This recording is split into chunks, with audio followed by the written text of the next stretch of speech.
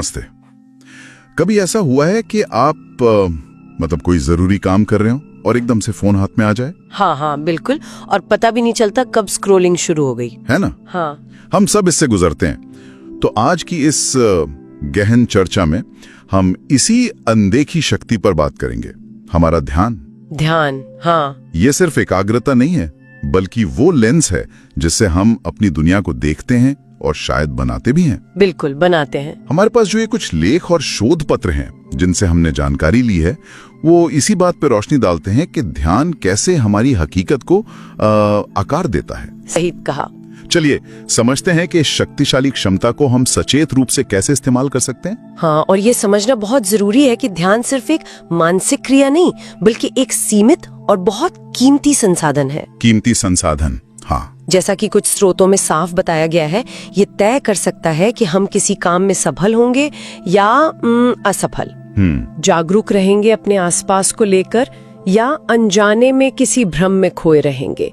इसे एक सूक्ष्म लेकिन शक्तिशाली ऊर्जा की तरह सोच सकते हैं। ऊर्जा की तरह? अच्छा। हाँ, जब आप इसे किसी एक लक्ष्य पर केंद्रित करते हैं, जैसे टॉर्च की रोशनी अंधेरे को भेदती है, तो ये स्पष्टता लाती है, परिणाम दे सकती है। बिल्कुल, फोकस।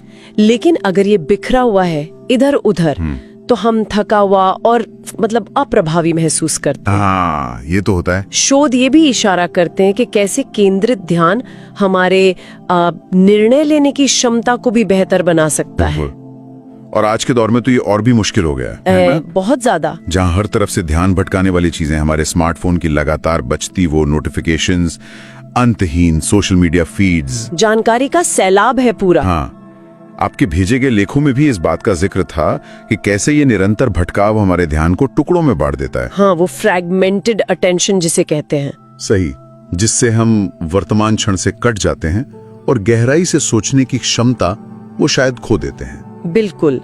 लेकिन अच्छी बात यह है कि जैसा स्रोतों में बताया गया है, ध्यान एक मांसपेशी की तरह है। हाँ, ये अच्छी बात है। इसे प्रशिक्षित किया जा सकता है।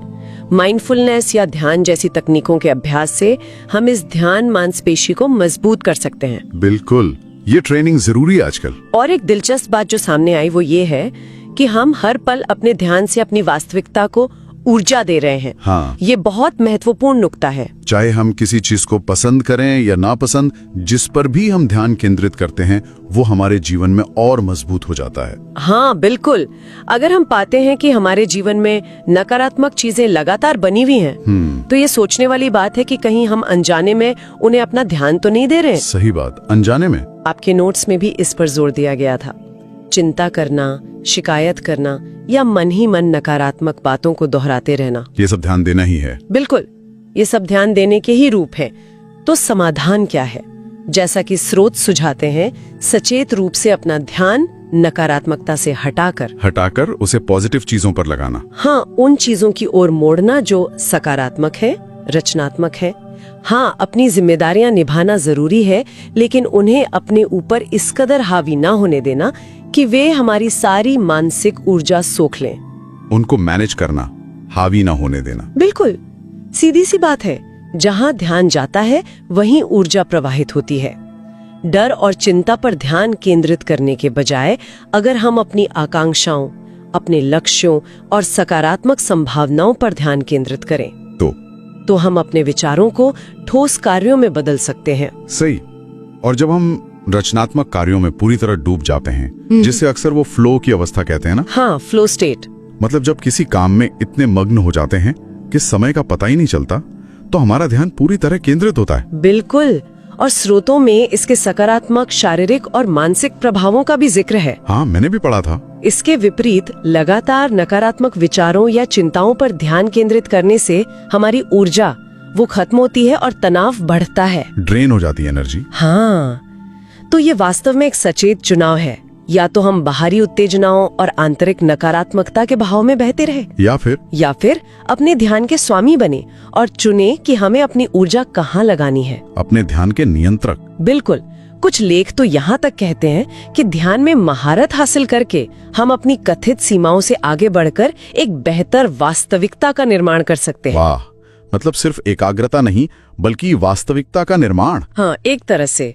संक्षेप में कहें तो आपके द्वारा साझा किए गए स्रोतों से ये साफ होता है कि ध्यान केवल जानकारी को फिल्टर करने का एक निष्क्रिय तरीका नहीं है, बल्कि ये एक सक्रिय रचनात्मक शक्ति है जो हमारे अनुभवों को गहराई से आकार देती है। सक्रिय शक्ति। हम सचेत रूप से चुन सकते हैं कि किस पर ध्यान देना है और किसे अनदेखा करना है। इस चुनाव के जरिए हम अपनी वास्तविकता के सह निर्माता बनते हैं। सह निर्माता, ये बड़ी बात है। हाँ, ये समझने के बाद एक विचारणीय प्रश्न ये उठता है, अपनी ध्यान संबंधी आदतों में ऐसा कौन सा एक छोटा करने योग्य बदलाव आज से ही लाया जा सकता है? सिर्फ एक छोटा बदलाव? हाँ, जिससे एक अलग, शायद अधिक इच्छित अनुभव का निर्माण आज से ही शुरू हो सके।